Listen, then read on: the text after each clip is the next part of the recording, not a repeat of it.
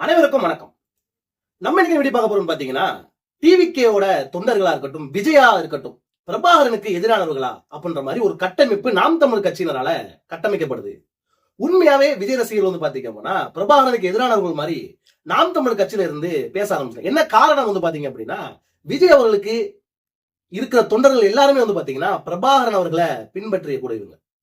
நாம் தமிழ்ல பிரபாகரனை ஏத்துக்கிட்டு தான் சீமானோட போனாங்களே தவிர சீமானை ஏத்துக்கிட்டு யாரும் நாம் தமிழர் கட்சிக்கு போகவே கிடையாது. பிரபாகரன் ஒரு தலைவனுக்காக மட்டும்தான் சீமான் அவர்களோட பலக்கணக்கான பேர் இன்ற வரைக்கும் நிற்கிற ஒரே காரணம் பிரபாகரன் தான். இந்த விஷயத்தை நான் மறுக்கவே இல்லை. ஆனால் டிவிகே தொண்டர்களுக்கும் பிரபாகரனுக்கும் பாத்துக்கலாம்டா. பிரபாகரனோட பிள்ளையா இல்ல விஜயோட பிள்ளையா, விஜயா பிரபாகரனா பாத்துக்கலாம்டா அப்படின்ற மாதிரி சாட்டை துரைமுருகனா இருக்கட்டும், சீமானா இருக்கட்டும், நாம் தமிழர் கட்சி தான் பலரும் பாத்தீங்கன்னா ஏதோ பிரபாகரனை இவங்க தான் லீஸுக்கு வாங்கி வச்சிருக்கிற மாதிரி, இவருக்கு மட்டும் தான் சொந்த மாதிரி காப்பிரைட்ஸ் வாங்கி வச்சிருக்கிற மாதிரி, பிரபாகரன் நாம் தமிழ் தான் சொந்தமானவங்க, மத்த யாரும் அவர் தலைவரை ஏத்துக்கவே கூடாதுன்ற மாதிரி பேசிட்டு இருக்கவங்க தான் நாம் தமிழ் கட்சி. பிரபாகரன் அவர் பாத்தீங்க அப்படின்னா ஈழத்துல இருக்கிறாரு. அவரோட கொள்கைகளை பின்பற்றி பலரும் இருக்காங்க. இந்த நாம் தமிழரா இருக்கட்டும், திமுகவில இருக்கட்டும், டிவிகேல இருக்கட்டும், அதிமுக இருக்கட்டும், பிரபாகர சித்தாந்தங்களை ஏற்றுக்கொண்ட பலரும் எல்லா கட்சியிலும் தான் இருக்காங்க. ஏதோ நாம் தமிழர் மட்டும்தான் பிரபாகரன் சொன்ன கதை, பிரபாகரன் பத்தி சீமான் சொன்ன கதையே பெரிய உருட்டு கதை அப்படின்ற மாதிரி சமூக வலைதளங்களை பேச்சு பொருள் ஆயிட்டு இருக்க மத்தியில இப்ப வேற ஏதோ பிரபாகரன் இவங்க தான் சொன்னோம். இன்னொன்னு சொன்னாங்க, பிரபாகரன் அவர்களை தமிழகத்துல பலருக்கும் தெரிஞ்சதுக்கு ஒரே காரணம் சீமாமா.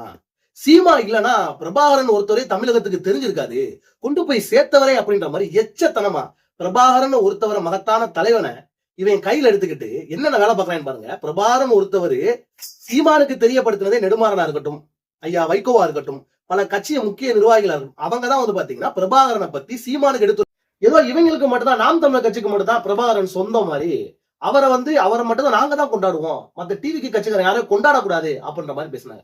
டிவிகேல இருக்கிற பலரும் இதற்கு முன்னாடி நாம் தமிழர் கட்சியில தான் பயணிச்சாங்க, இன்க்ளூடிங் மீ. நான் கூட நாம் தமிழர் கட்சியில தான் பயணிச்சேன். நாம் தமிழரை பொறுத்த வரைக்கும் பிரபாகரன்ற ஒரு தலைவரா எடுத்துக்கிட்டனாலதான் நாம் தமிழர் கட்சிக்கு பலரும் பாத்தீங்கன்னா இன்ற வரைக்கும் போயிட்டு இருக்காங்க. நாம் தமிழர் கட்சியை பொறுத்த வரைக்கும் பாத்தீங்கன்னா நிறைய பேர் சொல்றாங்க என்னன்னா, எப்படி சொல்றாங்க பாருங்க, பிரபாகரன் ஒருத்தவரை சீமானு ஒருத்தவர் தமிழகத்துல அவரை பத்தி பரப்பாட்டி பிரபாகரன் ஒருத்தவங்க தமிழ்நாட்டுல யாருன்னு தெரிஞ்சிருக்கானா எல்லாருக்குமே. நானே கேட்கிறேன்னா, பிரபாகரன் ஒரு தலைவனை நீங்க பரப்பல. இதற்கு முன்னாடி இருந்த ஐயா வைகோவா இருக்கட்டும், அண்ணன் நெடுவாரனா இருக்கட்டும், அண்ணன் திருமாவளவனா இருக்கட்டும், பல துண்டு சீட்டுகளை இலங்கை இறுதி போறப்ப பல துண்டு சீட்டுகளை மக்கள்கிட்ட கொடுத்து அப்பவே அவருக்கு தேவையான உணவா இருக்கட்டும், மெடிசனா இருக்கட்டும், பிளட்டா இருக்கட்டும், எல்லாருமே தமிழகத்தில இருந்து சட்டவிரோதம் தெரிஞ்சுமே அவருக்கு அனுப்பி அவரோட கைகோர்த்து நின்னாங்க. சீமான் அவர்கள் கடைசி போயிட்டு 1 மணி நேரம் பேசினார். அந்த 1 மணி நேரம் பேசிட்டு வந்ததுக்கு அப்புறம் ஏதோ சீமான் தான் இவருடைய அப்படியே பாத்தீங்கன்னா அவர் ஒரு சீமான் அப்படியே சீமானு மேல ரொம்ப பற்று உள்ள மாதிரி கடைசி 1 மணி நேரம் பாத்தீங்கன்னா சீமான் அவர்கள் திரைப்படம் எடுக்கிறதுக்காண்டி இப்ப கூப்பிட்டுருப்பார் போல அண்ணன்.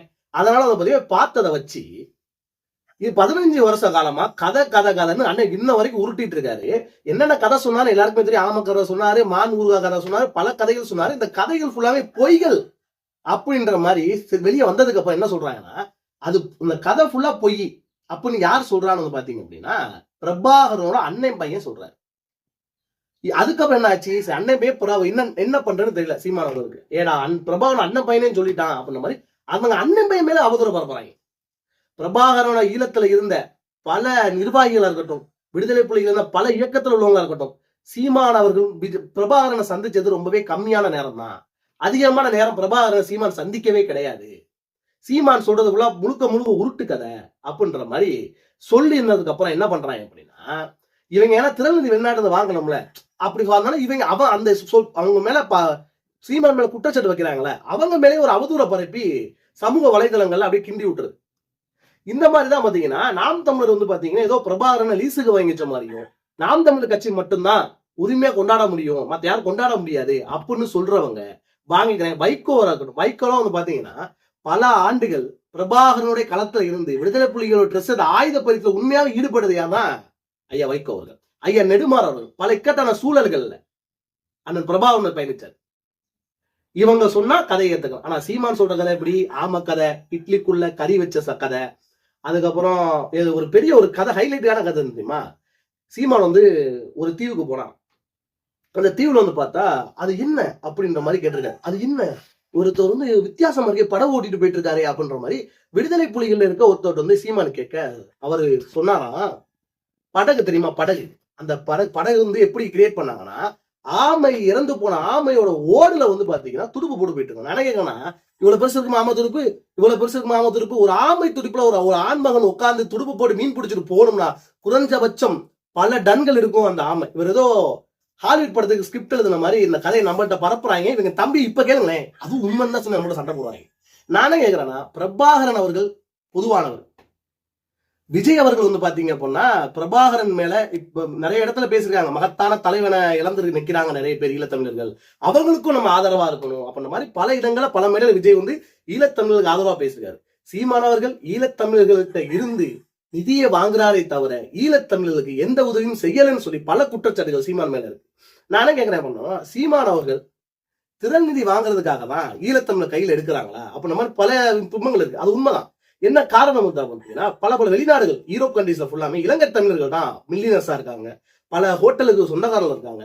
இவர்கள் எல்லாமே பிரபாகரன் மேல பல விசுவாசம் உள்ள ஆளுகள். இவங்ககிட்ட எல்லாமே இவர் வந்து அங்க ஒரு நாம் தமிழ் ஆரம்பிச்சு அவங்ககிட்ட போய் பணம் வாங்கி இங்க அனுப்ப சொல்லி சொத்து சேர்க்கறதா அவனோட வேலையாவே இருந்துட்டு இருக்கு. இன்ன வரைக்கும் ஒரே ஒருத்தர் சொல்றேன், பிரபாகரன் நாம் தமிழர் கட்சி மட்டும் கிடையாது, விசுவாசமானவங்க கிடையாது, எங்களுக்கும் பிரபாகரன் பிடிக்கும், எங்களுக்கும் விஜயா பிரபாகரன், நாங்க பிரபாகரன் மேல தான் போவோம். அதற்கு அப்புறம் தான் விஜய்னு சொல்ற அளவுக்கு எங்க டிவி கேலையும் நிறைய பேர் இருக்காங்க. தயவு செஞ்சு சொல்றேன், நான் ஒரு விஷயத்த எல்லாம் மெண்டலை ஏத்திங்க. பிரபாகரன் டிவி கேக்கு மட்டும் சொந்தம் கிடையாது, தமிழை நேசிக்கக்கூடிய, தமிழ் தேசிய பின்பற்றக்கூடிய தனி ஒரு ஆளாக இருந்து தனக்கு ஈழ வேணும்னு சொல்லி தன்னுடைய சொந்த மக்களையே ஒரு அணியா திரட்டி போராடி ஒரு பல சூட்சமங்களால் தோற்கடிக்கப்பட்ட பிரபாகரன் உலகத்துக்கே சொந்தக்காரன், தமிழை நேசிக்கிறவங்க ஃபுல்லா சொந்தக்காரன். இதை மட்டும் மைண்ட்ல வச்சுக்கங்க. வீடியோ பார்த்தவங்க நன்றி, வணக்கம்.